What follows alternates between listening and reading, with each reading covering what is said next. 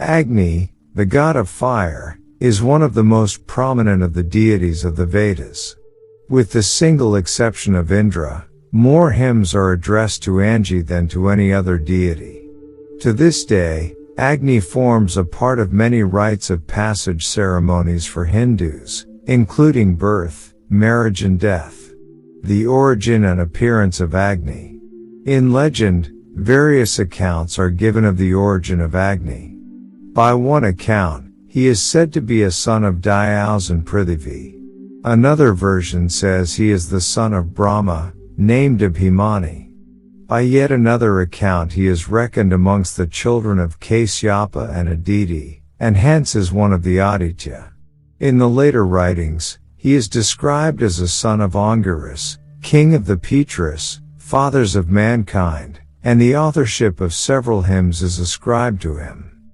In artwork, Agni is represented as a red man, having 3 legs and 7 arms, dark eyes, eyebrows and hair. He rides on a ram, wears a pwada, Brahmanical thread, and a garland of fruit.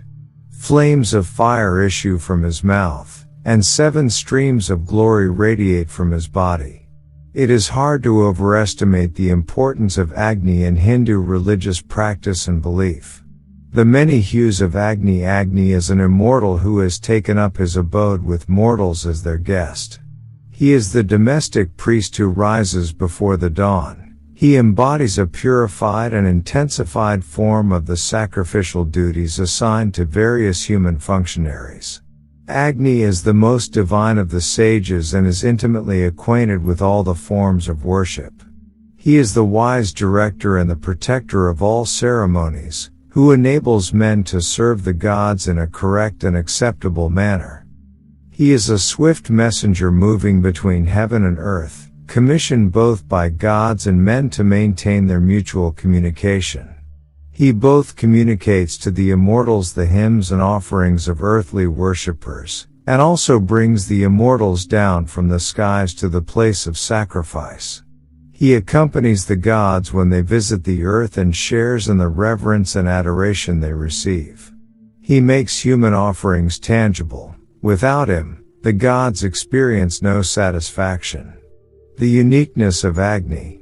Agni is the Lord, protector, and king of men. He is the Lord of the house, dwelling in every abode. He is a guest in every home. He despises no man and he lives in every family. He is therefore considered as a mediator between gods and men and a witness of their actions.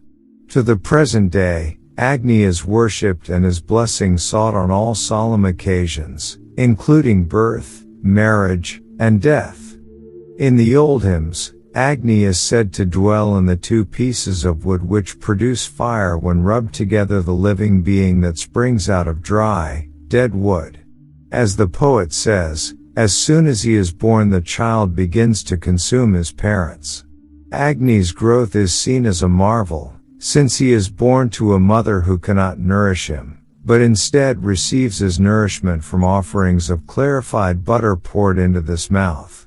The might of Agni. The highest divine functions are ascribed to Agni.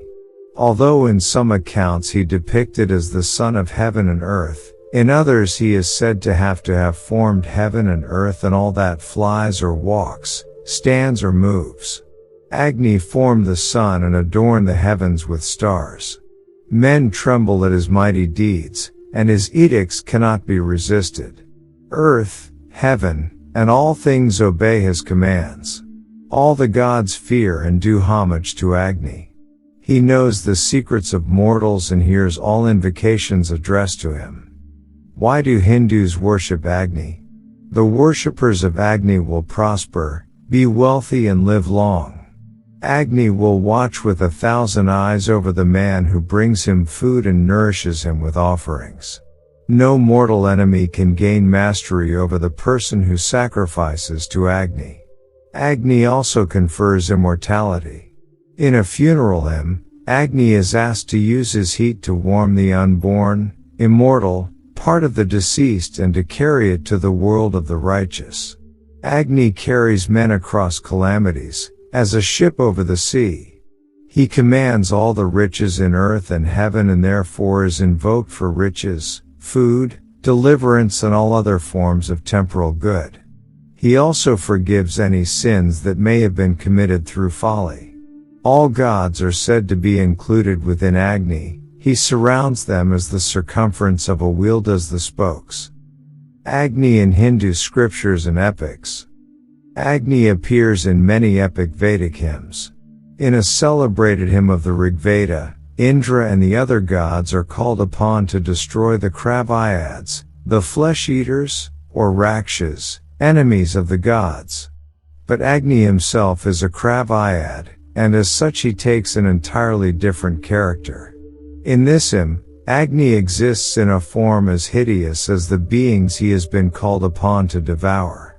Nevertheless, he sharpens his 2 iron tusks, puts his enemies into his mouth and devours them.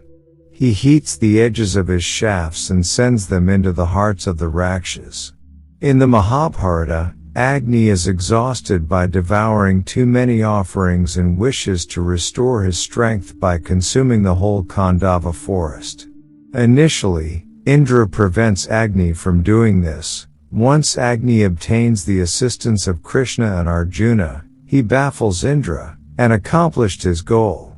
According to the Ramayana, in order to assist Vishnu, when Agni is incarnate as Rama, he becomes the father of Nila by a monkey mother. Finally, in Vishnu Purana, Agni marries Swaha, by whom he has 3 sons, Pavaka, Pavamana, and Suchi. The 7 names of Agni. Agni has many names: Vani, who receives the Ham, or burnt sacrifice; Vishyottara, who sanctifies the worshipper; Dhananjaya, who conquers riches; Jivalana, who burns; Dhumketu, whose sign is smoke; Chagaratha, who rides on a ram; Saptajiva, who is 7 tongues.